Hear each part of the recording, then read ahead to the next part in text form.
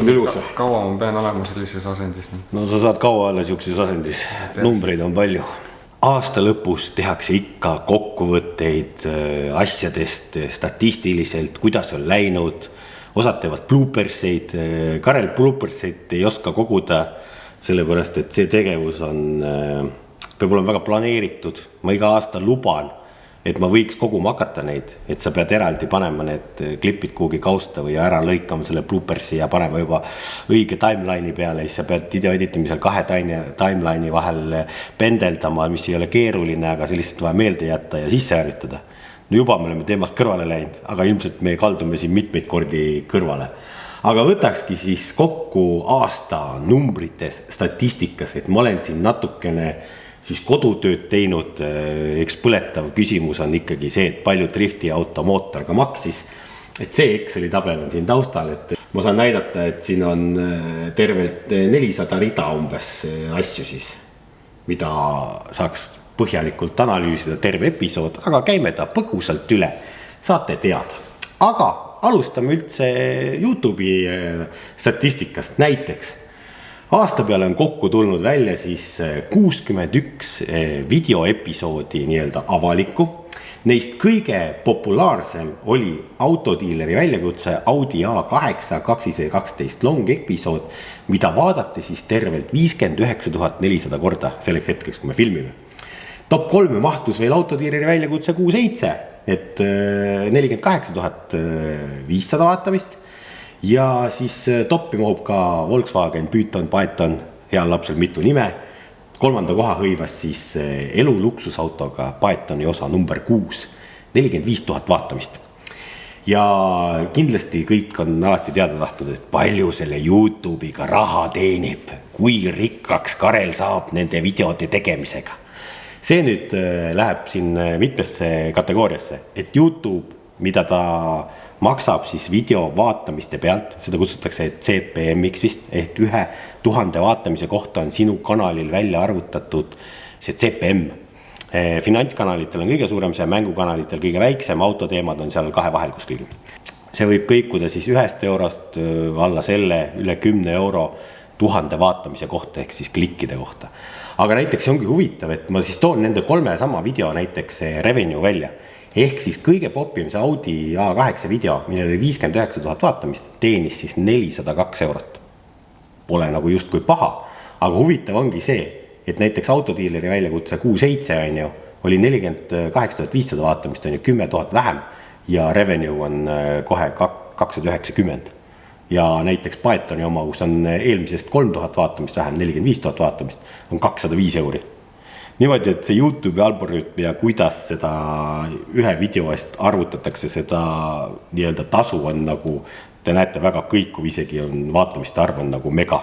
Eks see oleneb aasta ajast, kas on jõulukampaaniad, mustad, Black Friday'd, suvel on vähem, et see kõigub kõik niimoodi, et seda ei saa planeerida. Keskmine video siis jääb, ütleme niimoodi, et 150, 200, hea video 250 ja topid siis tõesti on sinna 400 euro ligi. Ehk sellega ainult üksi ära ei ela ja sellepärast meil on head koostööpartnerid, keda me näitame ka. Et see jaotub mitmeks segmendiks, see kuidas see tulu siia kanalile või ettevõtlusse kõik laekub. Aga need olid parimad videod, vaatame ka üle kehvemad videod, mis teile ei meeldi. Ma näen, et statistikat ma ikkagi teen ja vaatan ka, mida teile meeldib vaadata, et me teame, et need autode ostmis-müümis kahetsus videot nagu on kõige popimad, aga neid on ka kõige raskem ja kulukam teha. Autosid osta, remontida ja siis loota, et sa saad selle kasumiga maha müüa. Siis teile ei meeldinud, kuidas Karel seikles Londonis, episood 2, kõik olid kettas. Mis kuradi jama see on, millega sa tegeled. Ehk minust siis seda reisibloggerit tundub, et ei saa. Ja seda vaadati siis 19 800 korda tänaseks päevaks, et see on siis, ütleme niimoodi, et pika aja peale kõige siis kehvem video aasta lõikes. Revenue'd ma ei vaadanud palju sellel on, aga ilmselt see jääb ka sinna siis tõesti alla 100 euro, et välismaale reisimine ei tasunud ära, et selle oli miinusprojekt kõvasti. Ja siis oli Drifti show, mida oodata veel Random Vlog 20 000 vaatamist ja siis on olnud veel Nissan 350 Winter Drifting, vaatame õlifiltri sisse osa 7, 21 000. Me oleme sellel aastal teinud 13 live show'd selleks hetkes, kui te näete seda videot, siis üks oli see jõululive ka juba ära. Ja tegelikult ma olengi uues kontoris, seda kontorilaua valmimist ei olegi näinud, aga see on, ma olen tulevikus, pärast me lähme garaaži episoodi 2, siis ma olen minevikus tagasi, siis te näete, kuidas see tekkis kõik siia. Popimad live show'd olid siis vaatamise arvu poolest, mida on tagantjärgi kõige rohkem vaadatud, oli Vampira live Andrei Sevakiniga ja Lada, mingi värk oli seal, mida on siis 30 000 korda täna vaadatud. Aga näiteks samaaegseid vaatajaid laivis oli kõige rohkem siis 0903 üllatuskülaline, kelleks oli Ao Vaida ja seal oli piik hetkel, vaatas seda laivi 2983 inimest korraga, mis on päris huvitav. Urmo Aava live siis tõi kõige rohkem nii-öelda tonasid asju sisse, et 828 eurot. See on nagu huvitav, et kõik tahtsid WRC piletid endale võita. Väga huvitav. Ja kõige kehvem laivi nii-öelda revenue, mis sisse tuli tonade näol, oli Eesti Autogala, kus ei olnud auhindu loosis, kohe mõjutab ja see oli 189 eurot. Niimoodi, et see laivide poole pealt. Ja kui me räägime siis veel Patreon, on olemas nüüd membership YouTube'i ja Patreoni eraldi kanalisse. Mina eelistan, et te liiktutakse Patreoni enda eraldi keskkonnaga. Seal on vahendustasud kõige väiksemad. Ja sinna tuleb iga nädal video, kui meil on aastas 52 nädalat, siis on sinna 52 videot tulnud. Kõik Patreonis ja YouTube'i memberis olevad videod jõuavad teile, mis lähevad avaliku enne siis 24 tundi ja on ka olemas 2 WhatsAppi gruppi level 2 ja level 3. Ühtedes saavad kõik fännid omavahel kirjutada WhatsApp gruppe level 2 ja level 3 siis te näete, mida meie omavahel meeskonna liikmete asjadega, kõik, kes on selle kanaliga seotud, räägime. Seda saate spioonata, seda ise sinna kirjutada ei saa. Aasta peale vaadati siis kokku kanalil. Ma ei tea, kas see on nüüd kõik nagu klikid kokku, siis on põhimõtteliselt võimatame 3 miljonit klikki või vaatamist või, päris hull. Vaatamisaeg tundides 885 000. Ulme. Tellijaid aasta peale kokku ehk uusi subscribereid, et inimesed võib-olla ekslikult arvavad, et tellima peab, et see maksab. Need memberid ja Patreon ja lisakontent maksab. Kanali niisama tellimine, vajutad nuppu, ei maksa mitte midagi, see on tasuta kõigile, tuletab meelde. Ja see aitab meile nagu neid asju edasi arendada, nagu te näinud olete. Et sellest tulenevalt ongi, et aasta peale on 2700 uut tellijat. Aga kui me vaatame neid protsente, et ilma tellimiseta vaatajate protsent on 27,7, siis see näitab, et meil on palju spioonvaatajaid, kes fännavad meid, aga tegelikult nad ei taha tunnistada seda, taha vajutada seda subscribe lupu. Ärge kartke, kes on anonüümne, keegi ei saa teada. Nii et vajutage. Mis päeval vaatab kõige rohkem videosid? Noh, see on ilmselge, et see on pühapäev. Võiks ju arvata, et pühapäeval vaadatakse videosid ikkagi hommikul, aga tegelikult prime time algab siukest 3-4 kuni siis õhtu 8-9 toimub nagu kõige suurem vaatajate protsent samaaegselt. Ja kes meid siis vaatavad? Üllatus, üllatus. Nendest naisi on 4,8% ainult. 95,2% on mehed. See on tõsine probleem. Aidake nüüd hädast välja mehed ja naised. Mida me peaks tegema, et meil vaataks rohkem naisi? Mis oleks naistele suunatud content? Andke nõu.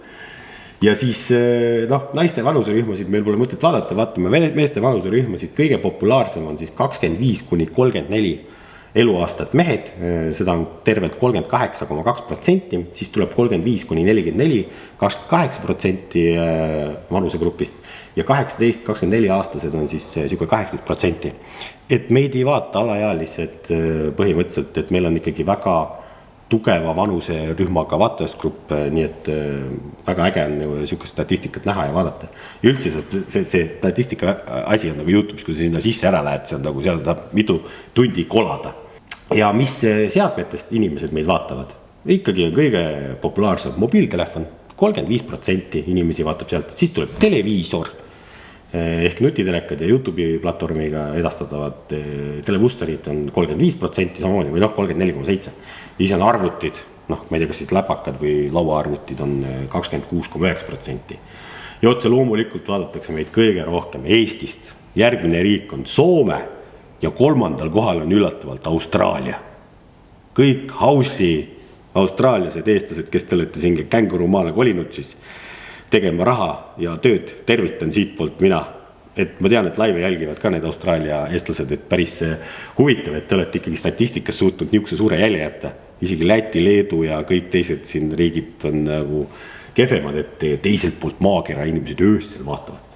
aga kui me tuleme nüüd Eestisse tagasi, siis kõige populaarsemad linnad on otse loomulikult Tallinn, järgneb Tartu, 3. koha on hõivanud Pärnu, siis tuleb Viljandi, Rakvere.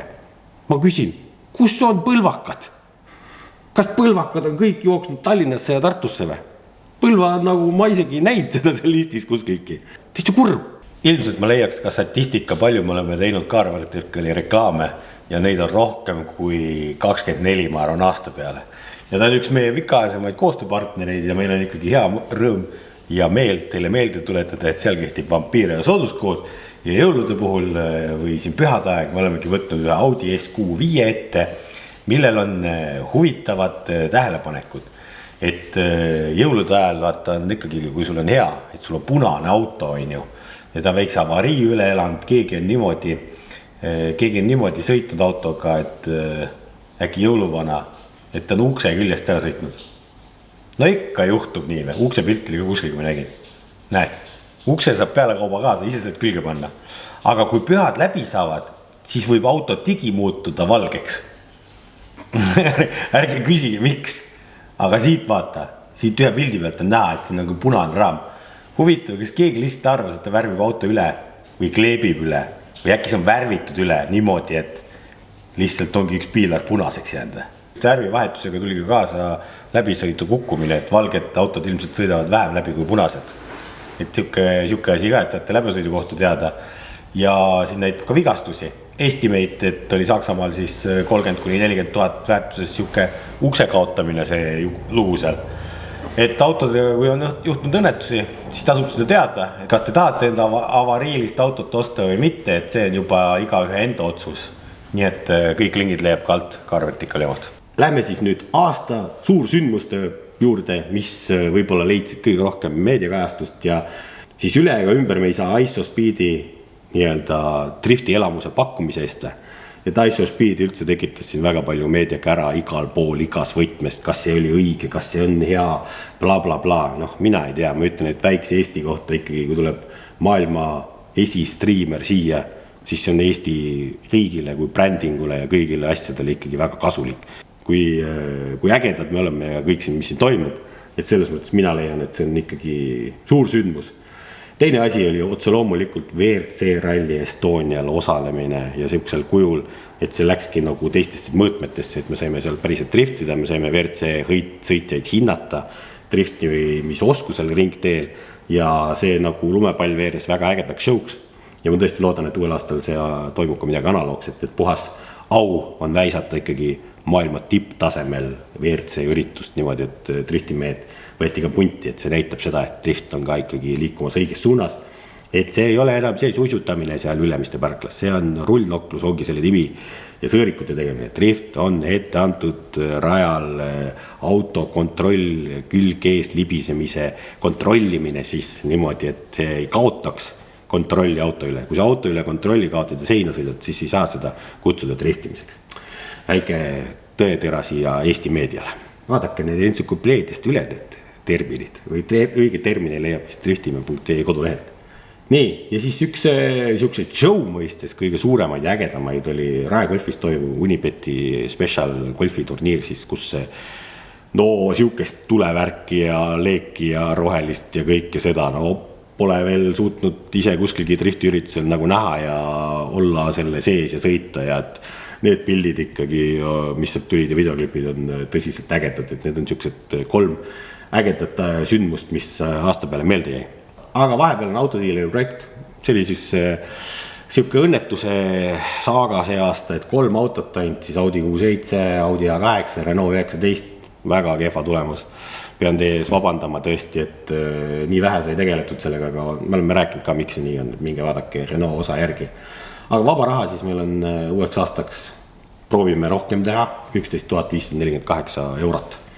Suuremaid üritusi, kus me käisime aasta peale, siis oli kokku 30 mingid, mida võib nimetada siis üritusteks nii-öelda, kas tehtiüritused, isel koha käimised ja nii edasi, pluss siis veel ilma tehnikata käimisi oli mul ka 10–15 veel juurde, ehk siis 45 üritus aasta peale, aga 30 me loeme suuremaks, mis oli nädalavahetustel, kus pidi palju midagi tegema, et need ei olnud mõnetunnised, võid ikka pikad.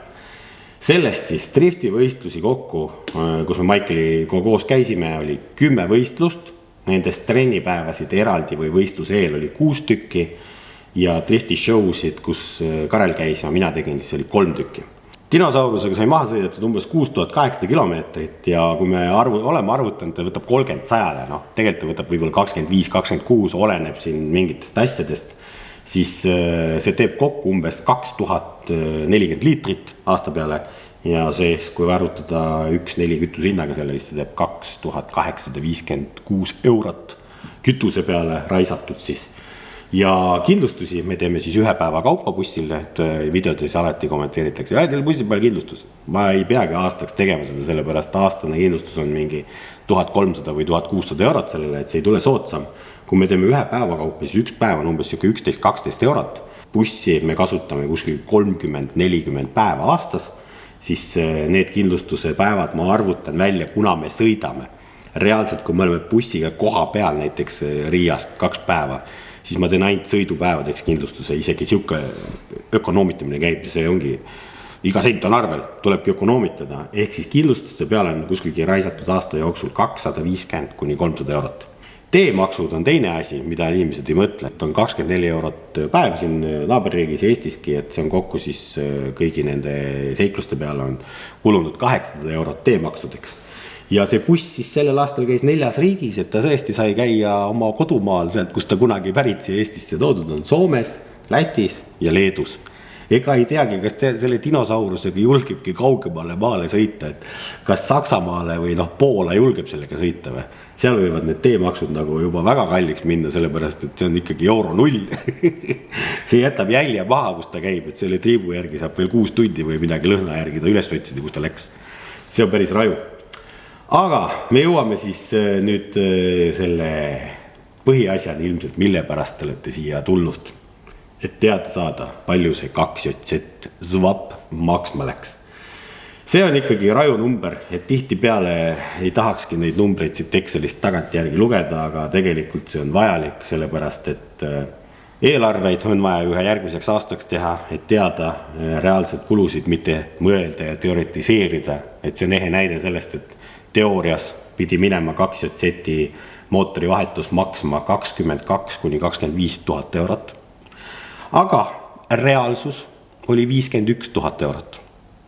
Selle jaoks ongi vaja tabelit teha, et sa saad teada, kuhu see raha läks, miks ta läks ja kas see oli otstarbekas. Ilmselt motosport ei ole kunagi otstarbekas, see ongi hobi ja see on kallis hobi.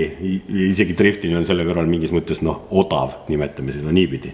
Aga vaatamegi siis üle siis, et kuidas see summa nii suureks läks. Ilmselgelt läks see sellepärast ka suureks, et asjad läksid lappesse ja väga palju asju sai plaani väliselt tehtud, mida ei olnud nagu plaanis teha. Ja kuna lahti oli juba ja sa tead, et sa tulevikus tahad nagu nii teha, siis sai see silmad kindi pigistatud ja vajutatud neid tellinuppe, et teeme siis juba ühe korraga ära. Põhimõtteliselt me alustasime ju veerevast jazzist, ehk meil oli kõik mootoriga seonduv oli vaja ümber teha, juhtmestik, käigukasti adapterid, asukohad, kuulerid, turbod, pihustid, kõik. Vaatamegi kallimad detailid ära, et saate selle summast aru nagu, et vähe paremini. Startblokk siis läks sinna, mis on aftermarket, 2JZ upgrade, tugevam, kõik ägedad asjad, põhimõtteliselt 4000 eurot. Dry sump süsteem ehk kuivkarter, see õlitussüsteem, mis peaks siis mootori põhimõtteliselt eluiga väga hästi pikendama, kui see kõik töötab, et mootori jääks kunagi õlituse probleemide tõttu kuivale. See kõik kokku läks maksma, USA-st oli vaja tellida ja kiiresti 8500 eurot, kiirtellimus läks sinna otsa ja sellest 30% sellest on seal tollimaksud ja mingisugused muud maksud. Selles mõttes, et naljakas on see, et Euroopas kiirelt ei saanud seda.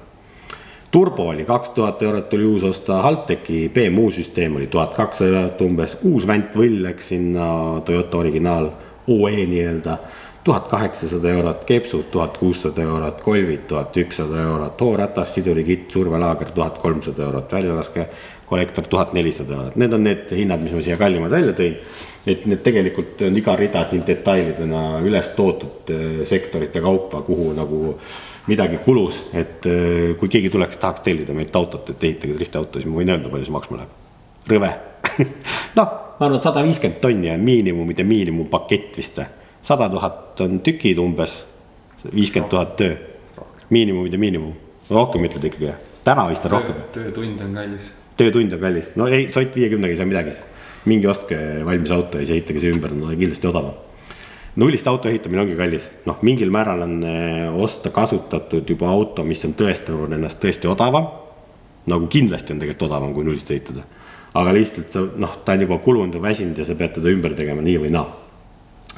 Et need on niisugused kallid tööd ja siis oli sisse ostetud töid ka, mis palju tegelikult oli, et see tartblokk ju oli vaja töödelda, see käis Soomes, need tööd kõik kokku läksid kõik, mis seal tehti, oli mingi 2000 eurot, Eesti parim blokikaane mees tegi siis remondi, mis kõrgelt hinnatud teeb välismaale väga palju asju, et see läks ka 2300 või 2500 oli see. Nii et kõik need asjad maksavad ja siis on see pudipadi, see on nagu raju.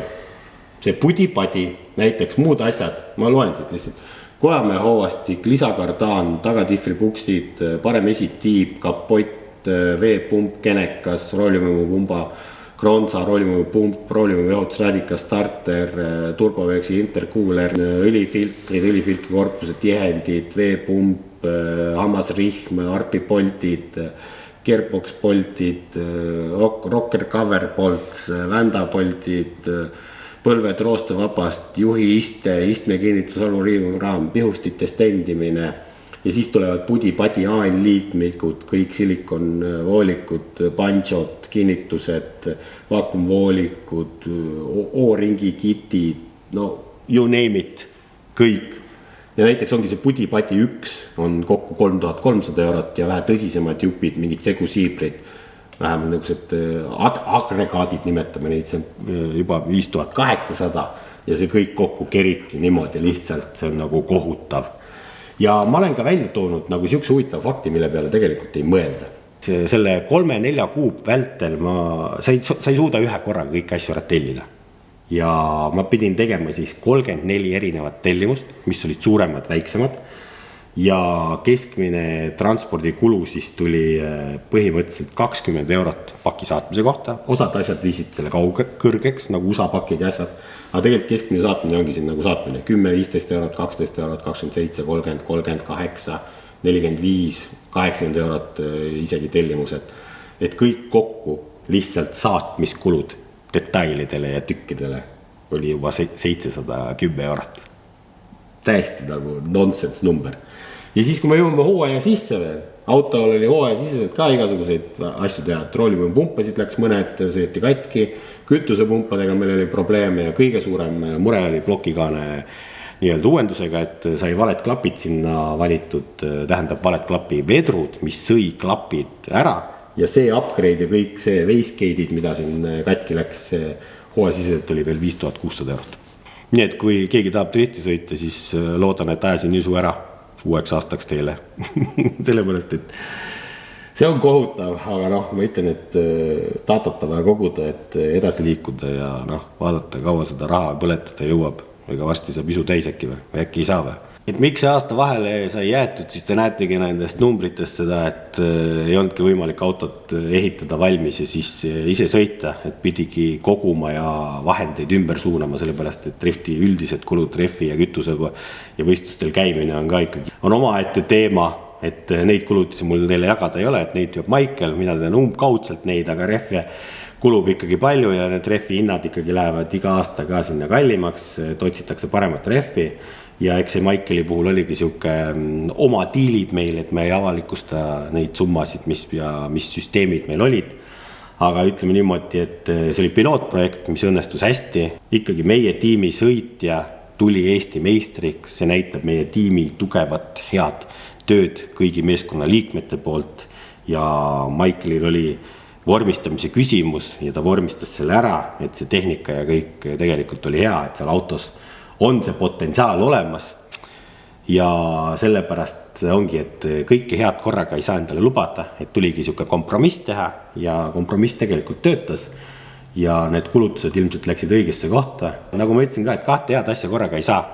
Autosse läks palju investeeringuid, see tasus ennast ära ja uuel aastal võib-olla ei tea, kes neid investeeringuid veel nautida saab. Ei ütle midagi, vink teen lihtsalt, et neid uksele koputajaid on ikka, aga kas ka tehingusse jõuab? Vaat see on see alati see küsimus.